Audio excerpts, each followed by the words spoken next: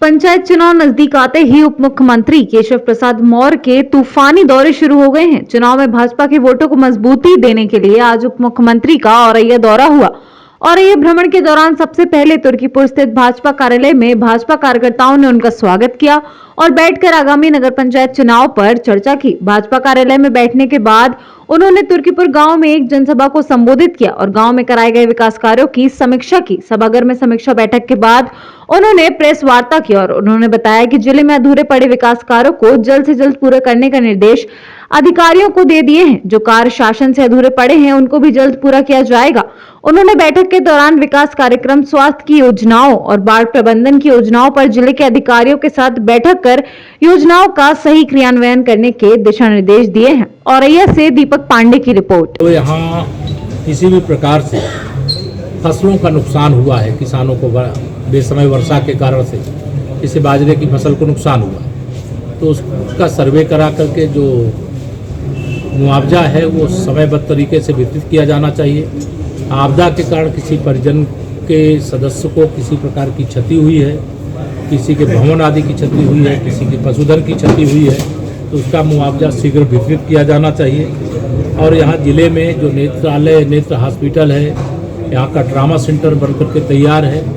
आज यहाँ जो जानकारी मिली है, हमारे माननीय जनप्रतिनिधिगण, माननीय सांसद जी, माननीय विधायक जी, हमारे सभी पदाधिकारी पार्टी के और यहाँ के प्रशासन के माध्यम से जो समस्या शासन से दूर की जानी है उसे हम दूर कराने का प्रयास करेंगे और जो जिले से करना है वो जिले से किया जाए, इसका निर्देश दिया गया है। राशन वितरण इस समय जो प्रधानमंत्री गरीब कल्याण अन्न योजना के माध्यम से उत्तर प्रदेश के 15 करोड़ गरीबों को राशन दिया जा रहा है, उसमें कोई गड़बड़ी है तो उसको ठीक करें और गरीबों का के लिए जो योजना बनी है उस योजना का 100% लाभ गरीबों तक पहुँचे। प्रधानमंत्री आवास योजना नगरीय और ग्रामीण दोनों का काम गुणवत्तापूर्ण ढंग से आगे बढ़े। गांव क्षेत्र का है तो उनको अलग से शौचालय और उनके जिनको प्रधानमंत्री आवास योजना का लाभ दिया जा रहा है उनको 90 दिन की मनरेगा की मजदूरी प्लस उनके घर में सौभाग्य योजना से बिजली का कनेक्शन, उनके घर में प्रधानमंत्री उज्ज्वला योजना से गैस का कनेक्शन और आयुष्मान भारत योजना से गोल्डन कार्ड उपलब्ध करा करके उनको खुशी खुशी प्रधानमंत्री आवास योजना, मुख्यमंत्री आवास योजना के अंतर्गत उनके घरों में भेजने का अभियान चलाने और यह संपूर्ण सुविधाएं सभी प्रधानमंत्री आवास योजना के लाभार्थियों को मिल जाए, यह भी कहा गया है। यहाँ वेंडिंग जोन भी बनाने के लिए निर्देश दिया गया है। दिव्यापुर में जल निकासी की एक समस्या है, आरओबी के साथ वहाँ फुट ओवर ब्रिज की समस्या है। कई महत्वपूर्ण सड़कों के बारे में जिसे सूचना अधिकारी आपको डिटेल में बता देंगे, लेकिन चक मार्ग कहीं पर कोई पैमाइश, इसको अभियान चलाएंगे